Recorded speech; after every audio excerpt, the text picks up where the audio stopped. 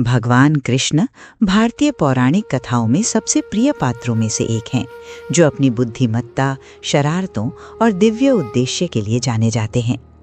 भगवान कृष्ण का जन्म केवल देवताओं और राजाओं की कहानी नहीं है, बल्कि साहस, भाग्य और धर्म का पाठ है।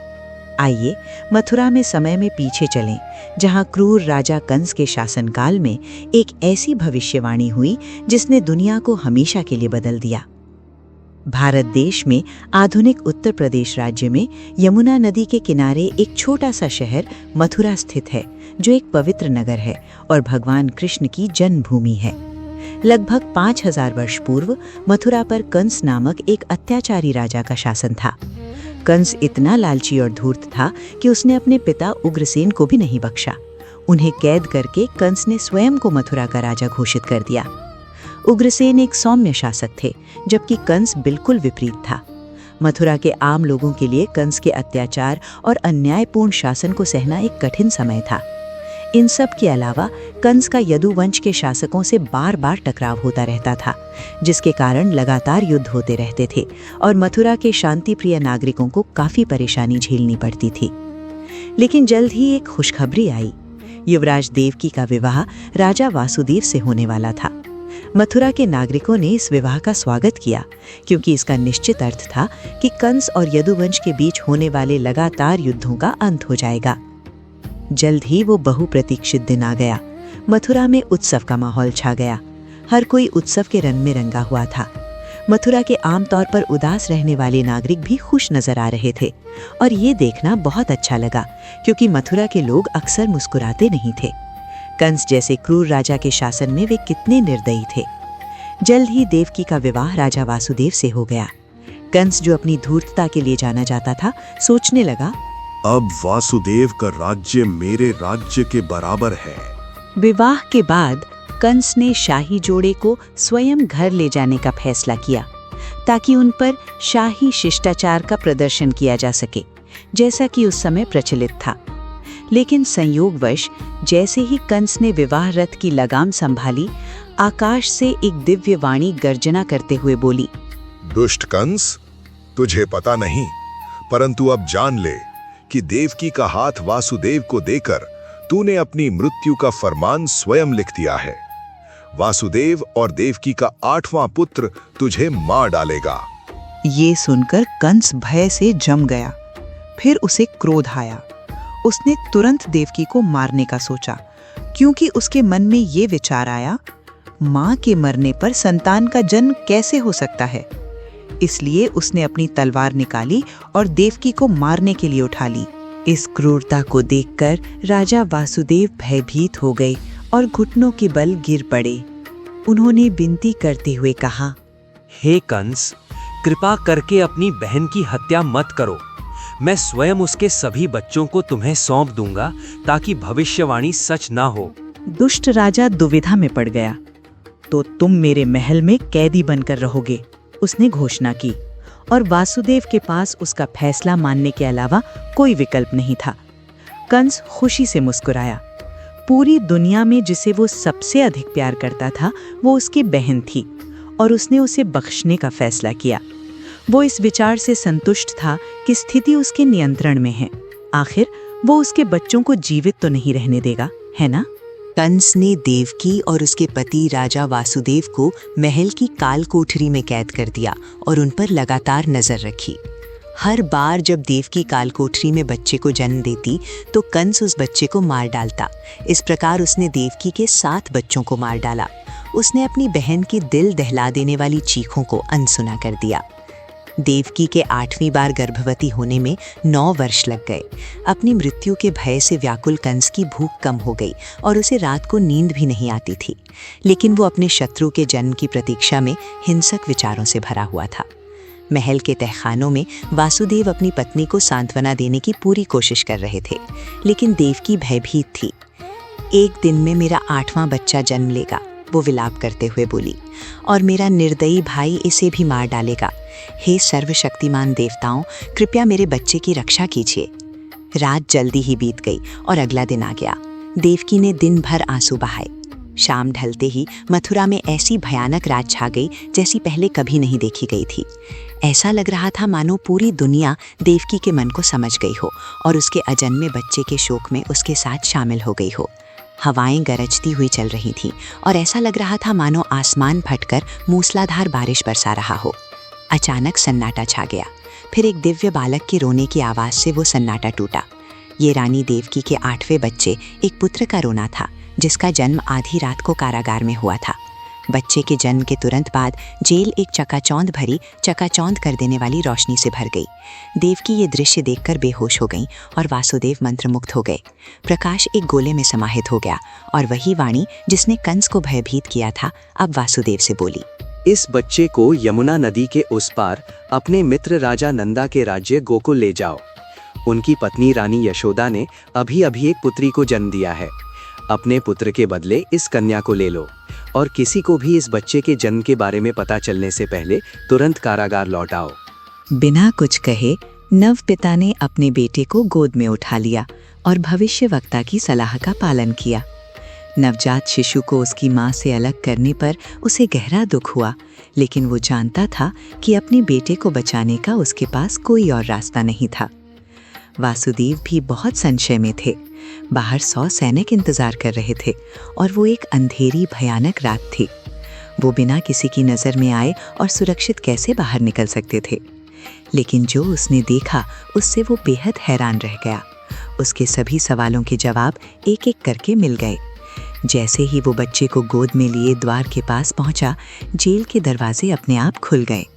वो धीरे धीरे बाहर आया और ये देखकर उसे गहरा आश्चर्य हुआ कि सभी पहरेदार गहरी नींद में सो रहे थे। वासुदेव मथुरा छोड़कर शीघ्र ही यमुना नदी के तट पर पहुंच गए। तेज हवाओं और बारिश के कारण नदी मानो सफेद उबल रही थी और क्रोध से प्रचंड थी। ऐसा लग रहा था मानो वो सजीव हो और उसमें कदम रखने वाले पहले व्यक्ति को निगलने के लिए तैयार हो। पिता ने अपने शिशु के चेहरे को देखा और संशय में पड़ गए, मानो नदी ने उनके भय को भांप लिया हो। उसका उफान थम गया, फिर भी उन्हें आगे बढ़ना ही था। तभी एक चमत्कार हुआ। जैसे ही भगवान के चरण नदी में डूबे, प्रवाह सामान्य हो गया और यमुना ने भगवान के लिए रास्ता बना दिया। आश्चर्य से वासुदेव ने अपने पीछे पानी से एक विशाल काले सांप को अपना सिर उठाते देखा। पहले तो वे बहुत डर गए, लेकिन जल्द ही समझ गए कि ये सांप कोई नुकसान नहीं पहुंचाएगा। जब उन्होंने देखा कि सांप ने अपने फन को छाती की तरह फैलाकर नवजात शिशु को बारिश से बचाया। ये सांप कोई और नहीं बल्कि शेषनाग थे, जो भगवान विष्णु के छत्र के रूप में जाने जाते हैं। ग्रंथों में उल्लेख है कि कृष्ण भगवान विष्णु के 8वें अवतार थे। वासुदेव ने जरा भी देर नहीं की और बड़ी मुश्किल से कमर तक गहरे पानी में आगे बढ़े, लेकिन अंत में अपनी आंखों पर पूरी तरह विश्वास न करते हुए वासुदेव नदी के दूसरे किनारे को सुरक्षित रूप से पार करने में सफल रहे और गोकुल गांव में प्रवेश कर गए। आधी रात हो चुकी थी और गोकुल के लोग गहरी नींद में सो रहे थे, इसलिए वासुदेव को राजा नंद के महल में प्रवेश करने में कोई परेशानी नहीं हुई, क्योंकि महल के द्वार हमेशा की तरह खुले हुए थे। कंस के विपरीत नंद एक न्यायप्रिय राजा थे और उनके शासनकाल में प्रजा को रात में घुसपैठियों या चोरों का डर नहीं रहता था। इस समय तक वासुदेव को कुछ आशय हो चुका था कि उनका बच्चा सचमुच कोई विशेष है, वो एक दिव्य संतान है। उनके सारे भय दूर हो गए, क्योंकि उन्हें समझ आ गया था कि जब वो यहाँ तक पहुँच ही गए हैं तो वो अपनी शेष यात्रा भी अवश्य पूरी कर लेंगे, और ऐसा ही हुआ। देखते ही देखते वासुदेव अपने मित्र के महल पहुँच गए। धीरे धीरे कदम रखते हुए वासुदेव रानी यशोदा के कक्ष में दाखिल हुए। वो अपने पलंग पर शांति से सो रही थीं और उनके बगल में उनकी नन्ही बच्ची जाग रही थी और दरवाजे की ओर देख रही थीं। ऐसा लग रहा था मानो वो उनके आने की प्रतीक्षा कर रही हों। वासुदेव ने यशोदा की बच्ची को अपनी दूसरी बाह में उठाया और अपने बेटे को यशोदा के बगल में खाली जगह पर रख दिया। आंखों में आंसू लिए वासुदेव ने अपने बेटे के माथे को चूमा। अलविदा मेरे बेटे, उन्होंने धीरे से कहा। फिर पीछे मुड़े बिना वे नंद की बेटी को गोद में लिए गोकुल से चले गए। शेषनाग की सहायता से वासुदेव बच्ची को लेकर वापस जेल लौट आए। उन्होंने अपनी अंधेरी कोठरी में प्रवेश किया और बच्ची को देवकी के पास लिटा दिया। जैसे ही बच्ची को पीठ के बल कठोर जमीन का स्पर्श महसूस हुआ, उसने अपना मुंह खोला और जोर जोर से रोने लगी। जेल के दरवाजे बंद हो गए। पहरेदार अचानक नींद से जाग गए और उन्हें पता चला कि एक बच्चे का जन्म हुआ है। वे कंस को खुशखबरी देने के लिए दौड़े। कंस का वध करने वाला 8वां बच्चा पैदा हुआ। दुष्ट राजा अपने भतीजे के जन्म की खबर सुनकर प्रसन्न भी हुआ और भयभीत भी। वो इस बात से प्रसन्न था कि अंततः वो अपनी बहन के 8वें बच्चे को मार सकेगा, और साथ ही इस बात से भी भयभीत था कि शायद वो ऐसा ना कर पाए। लेकिन अपने सारे भय को त्याग कर वो महल की काल कोठरी की ओर दौड़ा, उस बच्चे को मारने के लिए जिसे उसका हत्यारा बताया जा रहा था। वो अत्यंत क्रोधित अवस्था में काल कोठरी पहुंचा। महल के पहरेदार उसके क्रोधित चेहरे को देखकर कांप उठे। कंस उस कोठरी में दाखिल हुआ जहां उसकी बहन और उसका पति पिछले 9 वर्षों से रह रहे थे। वो कहाँ है? उसने अब जाग चुकी देवकी पर गरजते हुए कहा। मेरा वध करने वाला कहाँ है? वासुदेव द्वारा बच्चों की अदला बदली करने के बाद ही देवकी को होश आया था, इसलिए उसने सोचा कि उसकी 8वीं संतान एक बेटी है। उसने अपने भाई से विनती की, हे कंस मेरे भाई, मेरी 8वीं संतान एक लड़की है। वो बेटा नहीं जिसके बारे में भविष्यवाणी ने तुम्हें बताया था। वो तुम्हें कैसे नुकसान पहुंचा सकती है? ऐसा संभव ही नहीं है। कृपया अपनी इकलौती भतीजी को जीवित रहने दो। कंस ने हमेशा की तरह देवकी की चीखों को अनसुना कर दिया। उसे अपनी जान दुनिया में किसी भी चीज़ से ज़्यादा प्यारी थी। जान के प्रति प्रेम ने उसकी बुद्धि को धुंधला कर दिया था, और वो भविष्यवक्ता की उस चेतावनी को भूल गया था कि उसका हत्यारा एक लड़का होगा। गुस्से में अंधा होकर कंस ने बच्ची को देवकी की गोद से छीन लिया और उसे जेल की दीवार पर पटक दिया।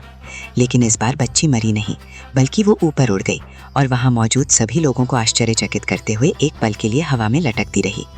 फिर जेल एक बार फिर चकाचौंध कर देने वाली रोशनी से भर गई। कंस ने तेज रोशनी से बचने के लिए अपना चेहरा ढक लिया। रोशनी कम होने पर उन्हें एहसास हुआ कि बच्ची एक भयंकर देवी में बदल गई थी। वो कंस के सिर के ऊपर देवी दुर्गा के 8 भुजाओं वाले रूप में प्रकट हुई। चमकीले वस्त्रों और जगमगाते आभूषणों से सजी वो एक ही समय में भयानक और दिव्य प्रतीत हो रही थीं। देवी ने घबराए हुए कंस को तिरस्कार और दया भरी निगाहों से देखा। उन्होंने कहा, मूर्ख कंस, स्वर्ग और पृथ्वी पर ऐसी कोई शक्ति नहीं है जो मुझे मार सके। तो हे नीच प्राणी, तुम कैसे मार सकते हो? अगर तुम मार भी सकते तो मुझे मारकर तुम्हें कुछ भी हासिल नहीं होता, क्योंकि तुम्हारा वध करने वाला तो जन्म ही ले चुका है। वो अभी एक सुरक्षित स्थान पर स्वस्थ और जीवित है, और एक दिन वो तुम्हें ढूंढकर मार डालेगा। तुम चाहे जितनी भी कोशिश कर लो, उसका सामना नहीं कर सकते। इतना कहकर वो गायब हो गई और कंस को भयभीत छोड़ गई। कंस को इस घटनाक्रम से बहुत अपमान महसूस हुआ। अपनी उलझन में उसने वासुदेव और देवकी को जेल से रिहा कर दिया। फिर वासुदेव ने उस रात की सारी घटना अपनी पत्नी को सुनाई। देवकी अपने बेटे से बिछड़ने से दुखी थी, लेकिन बच्चे को देखकर प्रसन्न भी थी। दोनों ने ईश्वर से प्रार्थना की कि उनका बेटा अपने दुष्ट मामा कंस के चंगुल में न पड़ जाए। इसी बीच गोकुल में खूब खुशी का माहौल था। गोकुल के ग्वालों के चेहरे पर खुशी की लहर दौड़ गई थी। उनके प्रिय राजा नंद के घर एक नन्हा पुत्र जन्मा था। गलियों की खूब सफाई की गई और घरों को रंगों, झंडों और सुगंधित फूलों से सजाया गया। पूरा इलाका उत्सव के रंग में रंगा हुआ था। राजा नंद के घर में सभी लोग हर्षोल्लास में थे।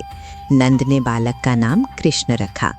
गोकुल में सभी लोग खुशी से नाचने लगे और बालक को देखने और उपहार देने के लिए नंद के घर उमड़ पड़े। लेकिन ये बात सबकी नज़रों से नहीं छूटी कि वो बच्चा आम बच्चों जैसा नहीं था। उसकी त्वचा का रंग गहरा नीला था, जैसा मानसून के मौसम में पानी से भरे बादलों का होता था। उसकी आंखें चमकती रहती थीं। वो कभी रोता नहीं था और हमेशा सबके लिए मुस्कुराता रहता था। यशोदा को बहुत गर्व महसूस हुआ। आह मेरे बेटे, उसने छोटे कृष्ण को प्यार से पुकारते हुए कहा, मेरे प्यारे छोटे बेटे, हम तुम्हें खूब लाड़ प्यार करेंगे और बिगाड़ेंगे। इस प्रकार भगवान कृष्ण का जन्म हुआ, जो सर्वोच्च ईश्वर हैं और सभी के सृष्टिकर्ता हैं। उनका जन्म कंस जैसे भयानक अत्याचारियों से सभी को बचाने के लिए हुआ था। बचपन में ही वे सबकी निगाहों का केंद्र बन गए थे। वे जहाँ भी जाते सभी पुरुषों और महिलाओं का दिल जीत लेते थे। बाद में वे अपने भाई बलराम के साथ मथुरा वापस गए और कंस का वध किया। लेकिन जैसा कि लोग कहते हैं, वो एक अलग कहानी है।